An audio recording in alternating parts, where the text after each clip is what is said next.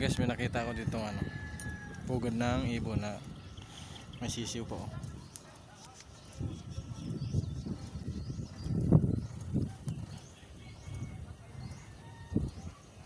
Tatlong piraso yan.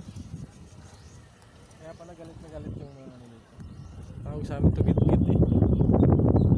Kaya pala inaanohan na. Ayun o. Ayan. Kaya pala laging ano sa akin. Galit na galit yung ibon na to. May anak pala siya dito. Git-git tawag sa amin yan eh. Napakaganda ba naman dito eh.